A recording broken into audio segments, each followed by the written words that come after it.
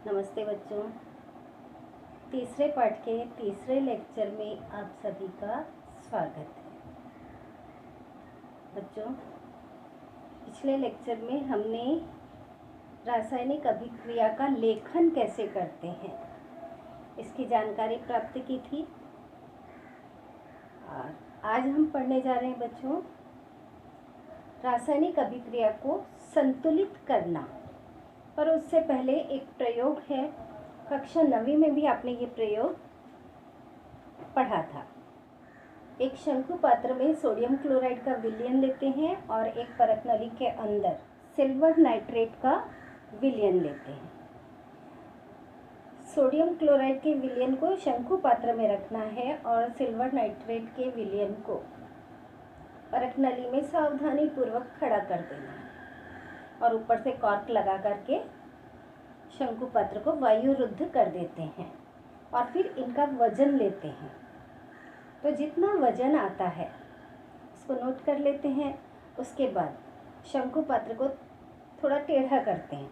टेढ़ा करने से क्या होगा, परत नली का द्रव, परत नली में क्या है, सिल्वर नाइट्रेट, वो किस में मिल जाएगा, सोडियम क्लोराइड के विलयन में मिल जाता है और दोनों के बीच में अभिक्रिया होती है और अभिक्रिया होने के पश्चात बनने वाला पदार्थ उसी शंकु पात्र में ही रहेगा और फिर से उस शंकु पात्र का वजन ज्ञात किया जाता है। तो हम देखते हैं कि इस बार भी वजन कितना है, अभिक्रिया होने के पहले जितना वजन था अभिक्रिया होने के पश्चात भी उतना ही वजन है, यानी उसका द्रव्यमान समान है। और इस आधार पर आपने कक्षा 9वीं में ये पढ़ा था, द्रव्य की अविनाशिता का नियम। सिल्वर नाइट्रेट बच्चों क्या है, इसका उपयोग कहाँ किया जाता है, मतदान की स्याही में इसका उपयोग किया जाता है।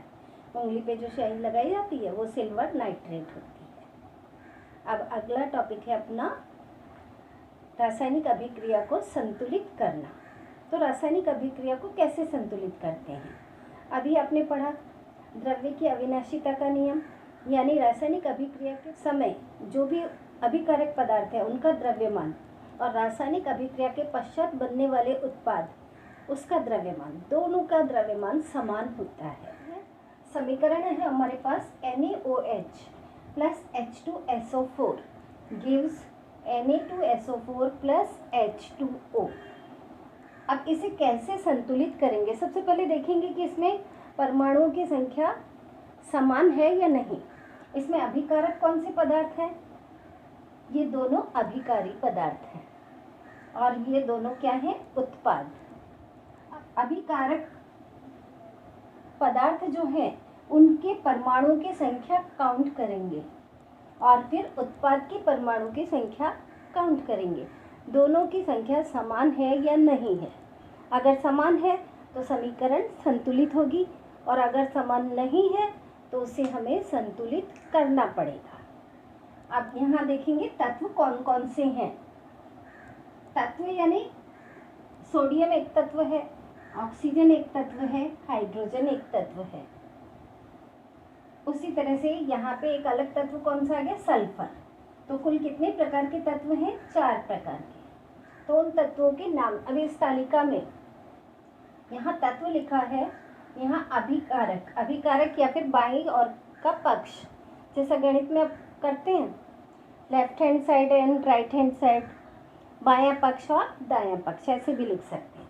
और ये उत्पाद, तो अभिकारकों के परमाणुओं की संख्या कितनी है वो यहाँ लिखेंगे और उत्पाद के परमाणुओं की संख्या को यहाँ लिखेंगे। अब तत्व कौन कौन से हैं देखिए, सोडियम Na, फिर ऑक्सीजन, फिर हाइड्रोजन और फिर है सल्फर। तो हमने इस तरह से तत्व लिख दिए हैं। अब उनकी संख्या गिनेंगे। अभिकारक में सबसे पहले गिनेंगे सोडियम के कितने परमाणु हैं बच्चों, 1, तो इसे लिखेंगे यहाँ पे संख्या कितनी है, 1। ऑक्सीजन का यहाँ पे 1 है और ये बच्चों सूत्र जो इस तरह से लिखा है O के नीचे 4 लिखा है, यानी ऑक्सीजन के कितने परमाणु हैं, 4। तो 4 यहाँ पे और यहाँ 1 है, कुल मिला के कितने हो गए, 5। तो ऑक्सीजन के 5, हाइड्रोजन 1 और यहाँ कितने 2, 2 और 1 मिला करके 3, सल्फर का 1, इसलिए यहाँ लिखा 1। अब उत्पाद की साइड में आते हैं। उत्पाद में सोडियम के कितने हैं बच्चों?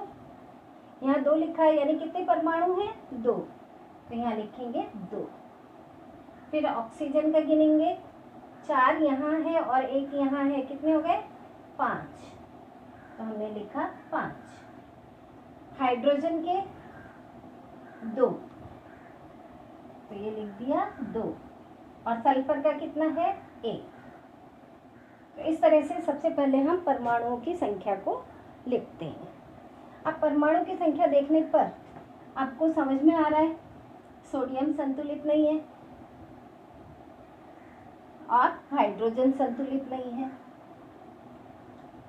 तो अब इस समीकरण को हमें क्या करना पड़ेगा? संतुलित करना पड़ेगा, यानी उन संख्याओं को संतुलित करना है।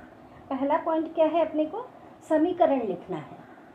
दूसरा पॉइंट क्या है? उस समीकरण में अभिकारक और उत्पाद उनकी संख्याओं को लिख करके उनकी तुलना करते हैं, और तुलना करने पर हमें पता चल रहा है कि समीकरण संतुलित नहीं है। अब अगला पॉइंट अपना क्या होगा? हमें क्या करना है? अभिकारक और उत्पाद, इनमें से सबसे बड़ा यौगिक जो होगा। अब बड़ा यौगिक कौन सा है? जिसमें परमाणु की संख्या अधिक हो। यहाँ पे इसकी अपेक्षा ये बड़ा है, परमाणु की संख्या इसमें अधिक है, और ये इधर की साइड में है, पानी की अपेक्षा सोडियम सल्फेट बड़ा है। अब इसमें परमाणु की संख्या गिनते हैं कितनी है? हाइड्रोजन के 2, सल्फर का 1, 3 और ऑक्सीजन के 4, कुल कितने हो गए?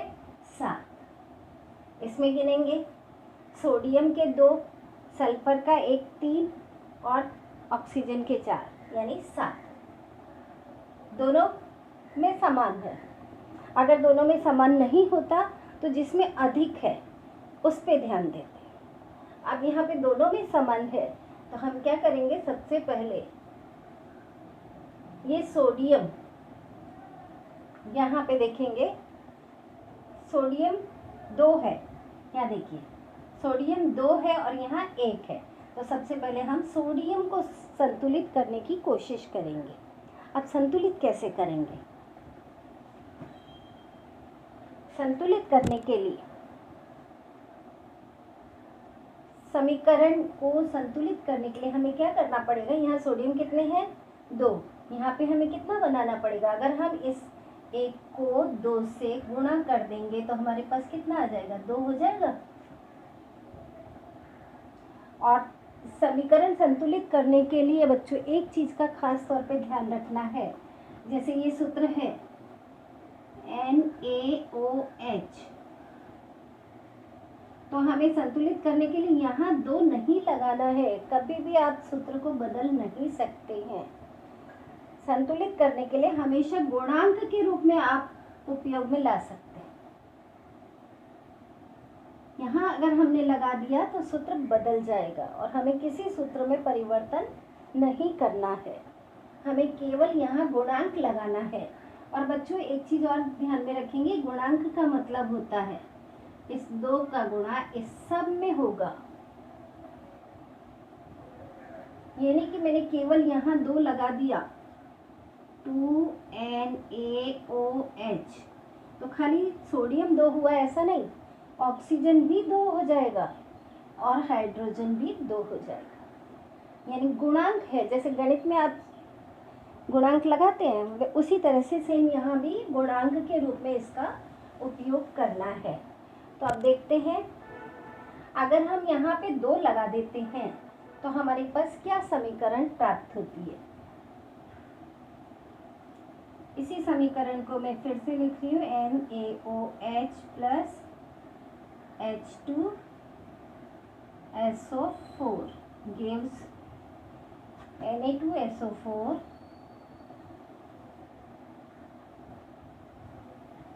Plus H2O।